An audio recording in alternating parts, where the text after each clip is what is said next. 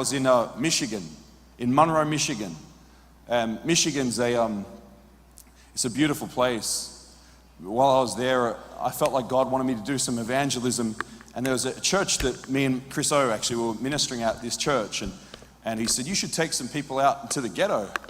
I said, yeah, that'd be fun. We'll go to the ghetto. And we have rough areas in Redding. And now, I don't really believe in ghettos. Let me tell you why. I don't believe that we should ever call something like that's a ghetto, that's a slum. All I think that it is just an area where God wants to invade with his glorious light.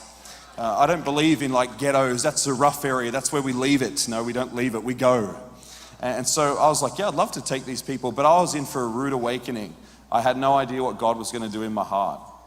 And what happened was, we took some young guys there and we crossed down the train tracks and, we crossed over and I love African American people. There's nothing, in what this next statement is, nothing against them at all. But this whole area was predominantly African American.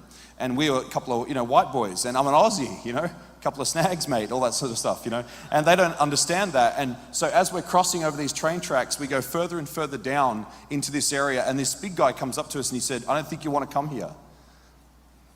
And I said, how come? He said, you don't understand where you're going. He said, you and your little friends, you don't want to come down here. He said, I'd just turn around right now if I were you. And so, the fear comes on you a little bit. Oh, okay, it's pretty rough down there, huh? But Jesus said, you just keep going.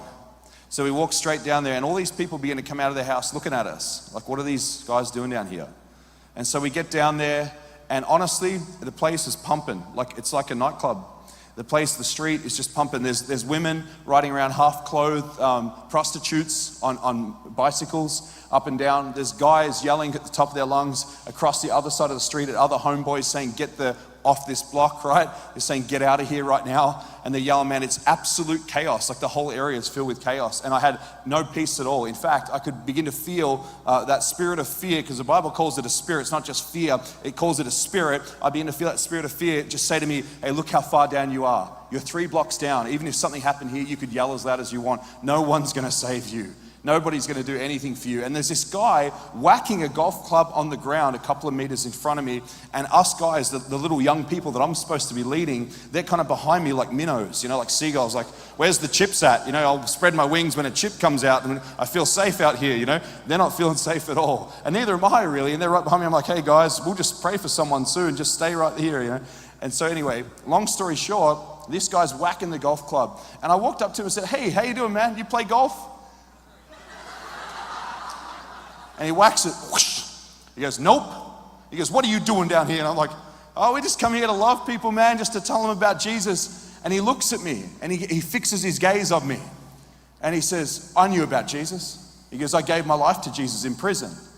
And he goes, I actually used to go to the prison fellowship once. And I mean, as he's talking to me, the street's still pumping, right? Like it's still totally, there's chaos, rap, all the rap music. I love rap, but it's just chaos. It's different to normal a rap concert. This is danger. Like you can feel there's people angry at each other. There's a lot of drug dealing. And so I'm just talking to this one guy and fear's still in me because he's whacking the golf club as he's speaking to me on the ground. I'm thinking all he needs to do is just give me one whack. And as I'm talking to him, I realize that this guy, he's just like everybody else in the world. He's an orphan searching for his father. He's a man searching to find out who he really is. And he found Jesus in prison, but then when he got out of prison, nobody was really game enough to disciple him in the ghetto. So he found another family again. He found the ghetto family of drug dealers, prostitutes, and pimps. And he got right back into the darkness that God saved him out of. And all of a sudden, this overwhelming compassion began to rise up in me, and the fear left me. And I was like, this is exactly why I'm here. I'm here because there's no other people right now in this particular moment who are going to go down there except for us and these guys. And anyway, these at one point, actually, while we're talking, the guys were being circled by like a bunch of, 6'5" guys. They're circling these little fellas, 17, 18-year-olds. They're like, what are you doing here? And they're circling him like crocodiles ready to, it was awesome. And so when we were there, it's incredible, isn't it? Just to get fear out of people. It's the right thing to do. The only way you can be free of fear is if you actually face fear. And so these guys are like, I don't know what to do. So they started to talk to people and they began to pray. And next minute, they have more attention on them than all the drug dealing, everything else. They have the attention of all these dudes who are like, what are you doing down here, man? Telling us about Jesus. And they're saying, can we pray for your knee? Can we heal you? Can pray for you? God can heal you right now. The guy's like, yeah, actually, I do have a bad knee. And it was kind of beginning to open up a little bit. And so I lost the fear for a second. But what happened next was what awakened my soul to the purposes of God more than anything probably has in my life with Jesus Christ. We walked up the street and there was this little girl. She was around about 12 years old, probably about this same age, 12, 13. Little girl, she's sitting by a fence and she had her head sort of hanging over the fence line. And again, you got to understand, this is the worst place I've ever personally been into in America. And you can still hear people yelling and swearing and just threatening each other. It's pretty crazy, man. And so I'm there and we walk up to this little girl and she has her head down and she's kind of Hispanic looking, beautiful girl, beautiful eyes, just so gorgeous. And one of our team says to her, he says, hey, would you like us to pray for you? Is there anything you need prayer for? And she just was dead silent. She wouldn't even say a word. And she looked up at a couple of times, like flicked up her eyes, but she wouldn't say anything at all. And they said, are you okay? Is everything okay? They said, is there someone in your house who you would like us to pray for who's sick? We can pray. Jesus would love to heal that person. He loves that person. And the girl said, she just in a real sheepish, quiet voice, she said, my grandma's sick. And she said, you can pray for my grandma. And so we're like, okay, awesome. And so she walks us up into the stairs there and we open the door.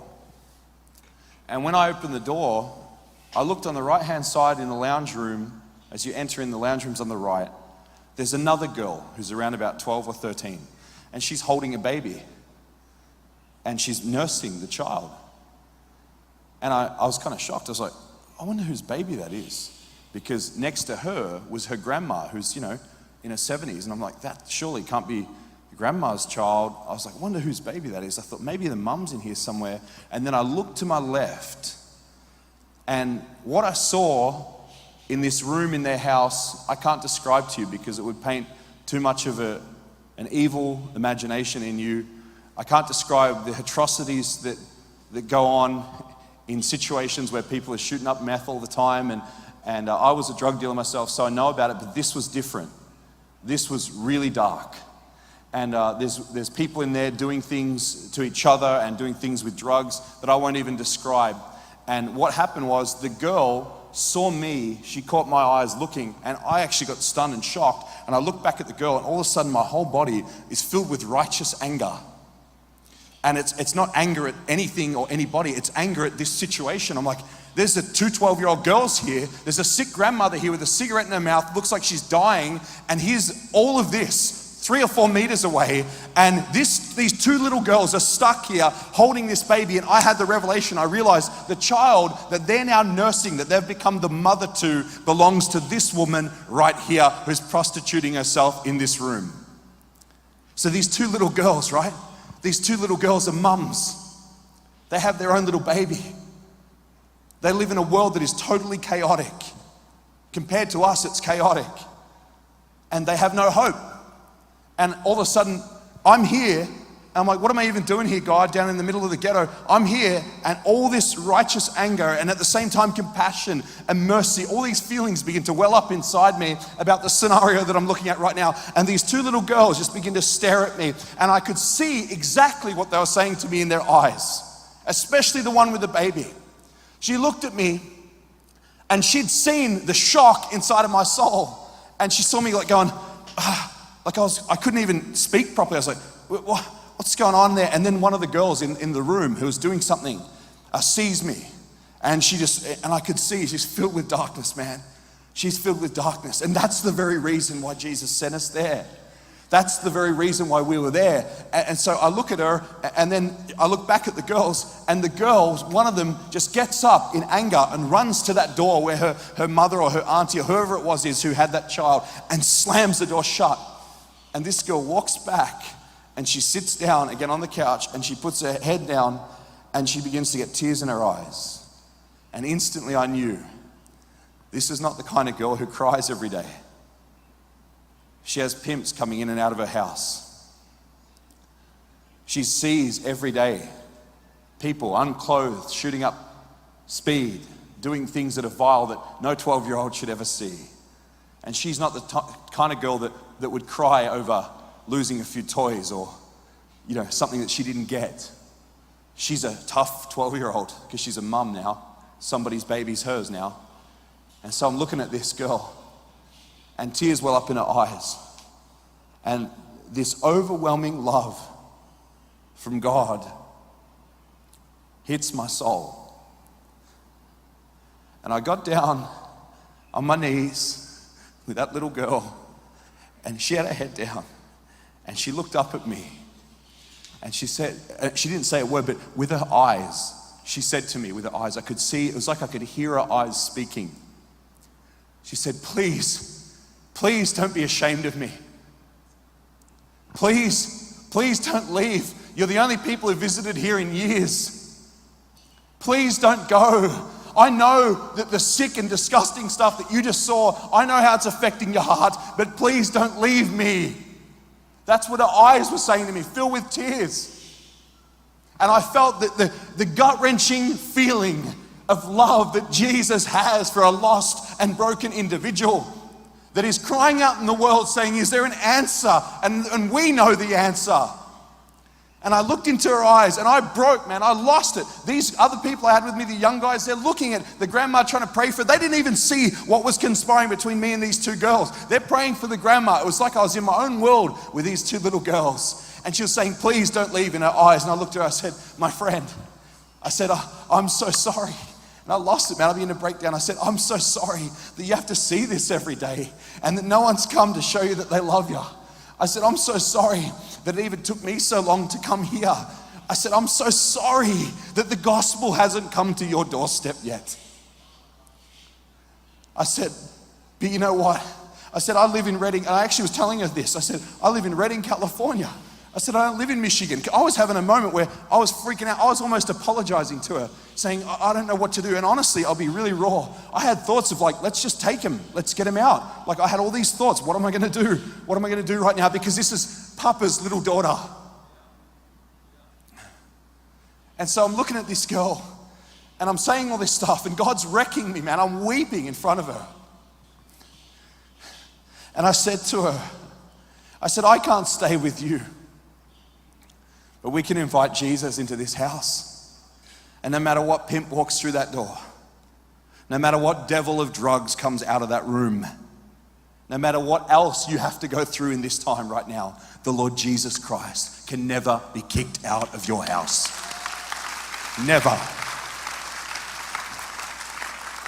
And I walked out of the house stumbling. Like I walked out of the house stumbling. Like my legs were shaking. Everything was shaking, man. I lost it.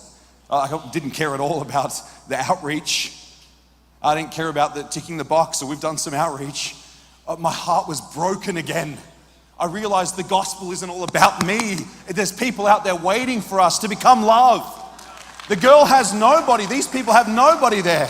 And do you know why? Because the enemy convinces God's people that you need to work on you. You need to fix you up. But the truth is that when you get saved, you become the righteousness of God. And the truth is this, at the moment you're born again, I've seen people who have been born again for 3 seconds lead 20 people like that to Jesus. And why? Because what is inside of them can never be taken. It's a living deposit. It's not like it grows. When you let Jesus into your heart, Jesus doesn't grow up. He's already grown. We grow up into all things in him. But it wrecked my heart to the point where I said, God, from now on, I'll never preach the gospel because you said I have to. I'll never tell someone that Jesus loves them because you say that's the right box to tick, just love somebody. I said, I felt your heart. I walked out of there weeping, stumbling, man. I didn't even know what to do. The people were trying to talk to me. I couldn't even hear them. I lost it. And those two little girls, they received Jesus. They received him into their life. They let us pray for them. And I left, I came back to Redding, California. My friend Nate and I, he's here in the room too. He's a great man. We both moved into, we'd moved in previous to this, but we moved into one of the roughest areas in Redding.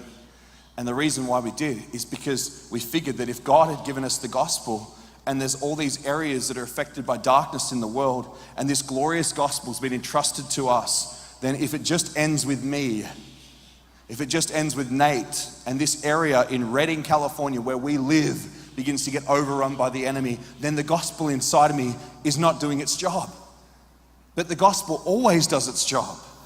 The problem is that my life and me trying to fix myself becomes my main focus, instead of letting God's love grip me and rapture my heart into a place where I can literally become love and live as love and see the supernatural happen everywhere we go.